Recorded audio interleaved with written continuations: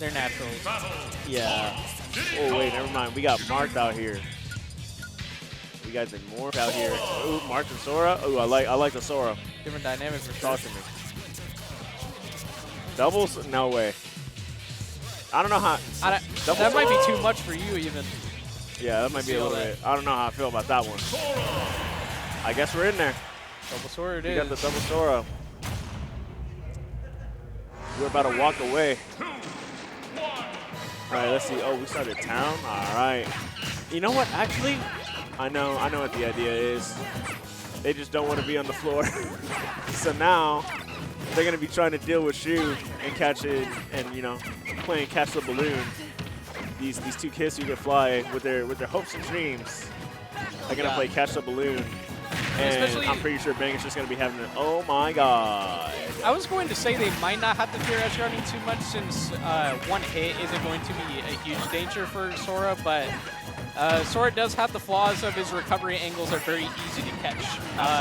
Up B into side B, it's just up and to the side. It's very predictable, so pretty easy to catch, but that does seem to be a pretty poor dynamic, at least for off stage. But yeah, what you were saying, they want to try and focus themselves into the air since they see that Jigglypuff is a huge problem, and if Diddy doesn't have that ground control, then he really just is not the same character. Yeah, you kind of like ignore like the entire like ground game of Diddy Kong just by playing a character like Sora and just being in the air. Ooh, back throw. Ooh, let's blue this monkey real quick. Ooh, very good up air from, I'm pretty sure that was Diago who did that. Trying to take it off without one stock at a time. They have a lot to work with though. High percent for both players and immediately losing both of their stocks, right? One after the other. Right, now this is still a very huge lead for the red team. But I feel like this could, ooh, yeah, this could be brought back actually very quickly if they get more stocks like that.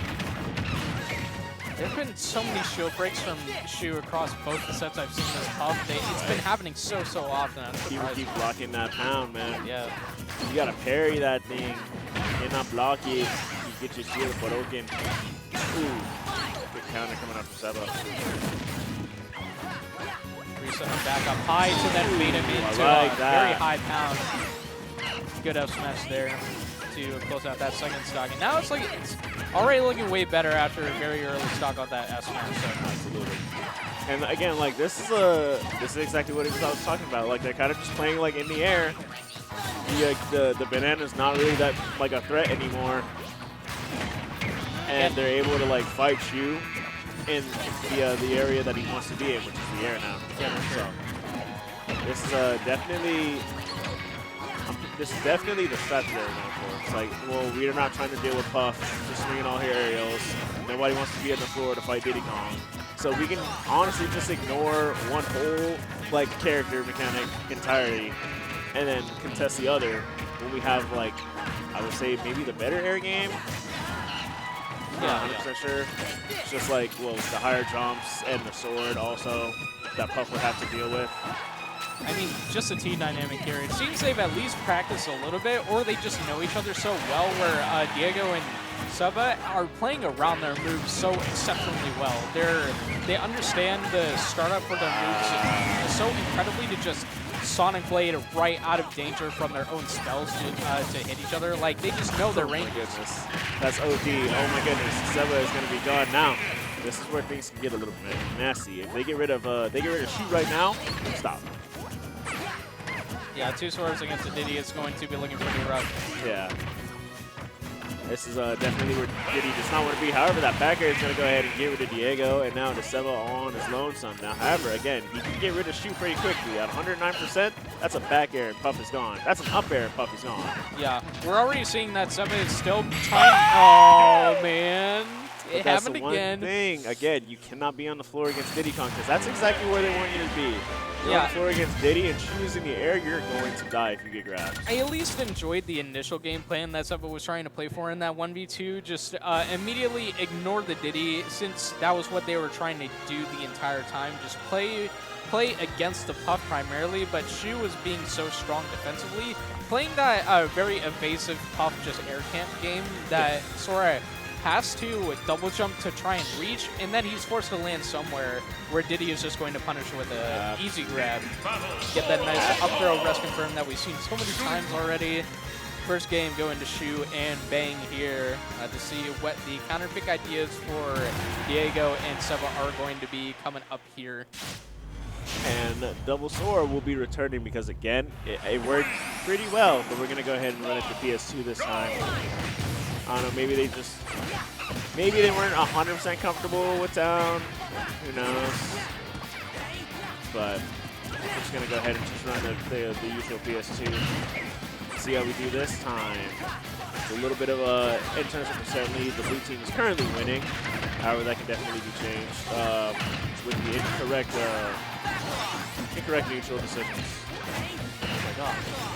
Yeah, they're already trying to play the setup game really well, and again, it's like they're trying to focus on just one character at a time while also keeping really good spatial awareness. Kill him! Oh, no, not quite.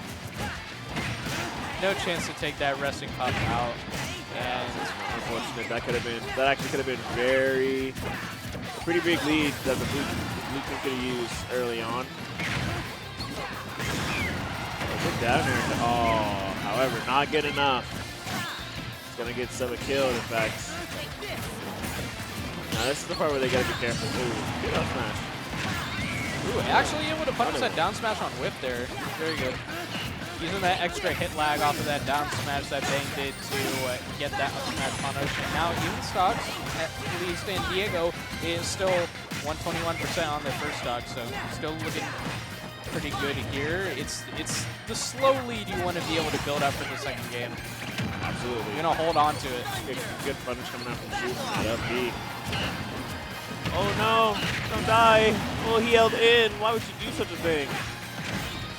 Especially at that percent, you're pretty much fine at holding out on grabs like that, or, I mean, Bang could have just played into like a really fast down throw to make it harder for Seba to react, but you gotta be able to react quickly and just hold out immediately at those kinds of percents to not die to spike that early. And now it's putting the pressure on blue team immediately, where Diego has to preserve the stocks really hard in case Seba loses his last one.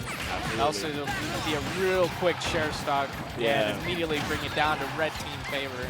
Oh my goodness, up smash at like that percent fucking still alive. That is crazy. But now like the issue is, like it happened a little bit earlier on, but it's just like a little bit of friendly fire on Diego's part, like again, like stuff like that. You know, building up that extra percent on Seba, that's not what you want. That's not the ideal situation you want to be in. However, we're gonna go ahead and turn the tide of this battle. One stock apiece for each of the red team's members, but Diego is still sitting on his 2.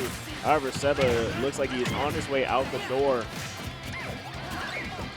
I think they had a good recognition of their placements in the last game, but starting to fall a little bit. They just keep hitting each other with a little too many aerial sweeps and sonic blades and all that, and it's just racking up too much percent for these very small edge guard opportunities from Shu and Bang to really beat him up. Especially Bang is completely fine playing the commitment game right here. Right. I mean, seeking out a smash attack. Ooh, Seba is still bleeding out, but he is living. Ooh, I don't know how I feel about the dash attack. Ooh, good back throw. That was actually a really, really good decision. So that we get the hitbox. Oh, rip. Oh, and there goes Diego, and now Seba is once again on his lonesome. Oh my goodness, look at this. Trying to volley. Ooh, we are playing tennis out here. Ooh, are you dead? That's an up throw, that's for sure. Man, the amount of hit stun on that up throw is surprising every single time. Absolutely. I would think there's like a second less of hit stun there, Right. but then they just stay in there for so long, and the rest is so free every time. Right. Now, I don't know how they would feel about maybe trying the Roy Cloud. Oh, Yeah, it seems they want to try it at least for one game, see how it goes, but I did like the double Sora, but it's just the way that Shu was playing, like you said, defensively, was just getting a little bit of the better of them. So they weren't able to capitalize on like the floatiness of Sora and being able to ignore the ground game 100%. Because at the end of the day, I mean, as well as Sora is in the air, I mean, you got to hit the floor sometime. Yeah, I mean, Sora's air-to-airs and anti-airs are like kind of fine, but especially compared to really huge destroying characters like in Sora playing ground control more, it's a bit better, but offstage is the weakness compared to Sora's, both of these characters in Cloud and Roy, and offstage especially, they meet the big hurt against these two characters. Yeah, so it's like at least you were living offstage when you were playing Sora. And, you know, you didn't have to deal with stuff like that. Like, again, Banana wasn't that, like, big of a factor. It's become a bigger factor now.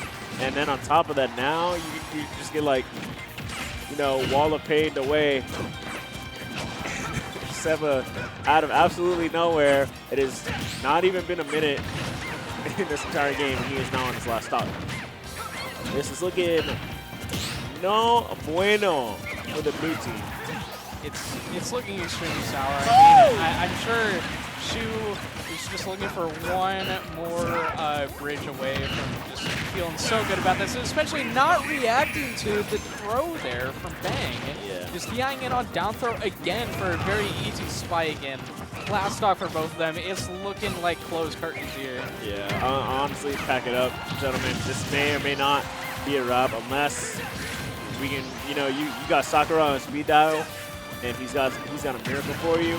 But even then, you already know how Sakurai is with this game. He really doesn't care. I don't know. It seems like they gotta look at the bracket mid game, man. They just got one of them's gotta cover and then look at the other bracket and just be like, oh, what's my matchup and losers quarters look like? Exactly. Because I mean, they're both getting sauced and teabagged for good measure as well. They're popping off. This man is disrespectful. Oh, putting out the barrels as well. They're going insane. Yeah, that's it. That is going to be game, set, and match. Very quick one. It was right looking. there. It was tough. The double sword was looking really good, and then when you give them characters like Cloud and Roy who have to hit the floor, and you have to play a grounded game, that's exactly what Bang wants from you. When so many of